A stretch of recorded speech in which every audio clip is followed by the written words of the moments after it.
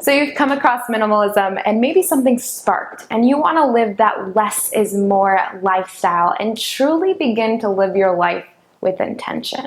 I wanted to create this beginner's guide to minimalism to help those of you who are struggling with that starting point that might need a little bit more structure in becoming a minimalist.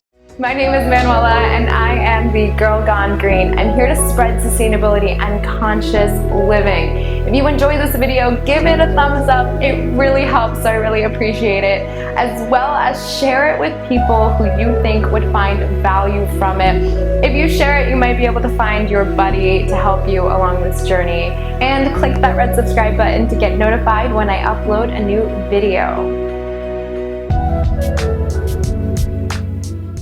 So this one might seem obvious to some, but go out there and learn. Go research who is leading the industry. Go find those minimalist lifestyle bloggers that you might love. Go and get inspired. It's really gonna help you keep with it, get really motivated, and it's really gonna help you learn. I find that when you learn a lot about something that you are going to be taking on, it helps you not only keep it up, but also be able to articulate why you're doing it, not only to yourself, but to others. I will leave a list of resources that helped me along my journey down below. And if you're watching this and you have a resource, go ahead and share it down below. Number 2 is to start small. Now don't go and, declutter your whole life. You're just gonna get overwhelmed. You're gonna be surrounded by all this stuff and it's gonna be too much and you're gonna stress yourself out. At least that's how I am. Some people are really good at, packing up their whole house and doing a packing party. I like starting small, so choose a little tiny small area to get started. Maybe it's junk drawer number 1 or junk drawer number 50. Get started in one small space and kind of move from there. My third tip is to plan your piles, how you're gonna divide this. Now when I tackle a space, I divide it into different piles. So I first start off with, this does not go here. Then I have a donate pile, things that I don't want in my life anymore that maybe someone else might find value from. I have a let's fix it pile, something that I might still really want and love but is for some reason not working. So I put it in a let's fix it pile to really kind of patch up any holes, to fix anything that needs to get done. Then I have a recycle pile, something that can be recycled. And lastly, I will have a trash pile. So when you have your piles, you kind of have a more of an idea of what to do with the things after you've taken them out of the space. So go ahead and put the things that don't belong back where they do belong, and go take out the trash and go recycle the things that need to be recycled and go donate the things that need to be donated. When you have these piles, you're not just stuck with a bunch of stuff that you don't really know what to do with. You kind of have an action to lead from what you just did. Number 4 is get rid of all duplicates. Just do it. Like, why do you need 3 of everything? You probably don't. I only have enough that you actually need. If you host a lot of parties, maybe you should have a full dining set. If you never have guests over because your space is too small, why would you have a full set of plates? So kind of think logically and think, do I really need 4 of the same thing? And then that also instills a buying habit from you. Do you need to buy just in case items? Probably not. 5 is eliminate all temptations. Now this one might be really difficult for you because it depends on your habits. Are you an online shopper?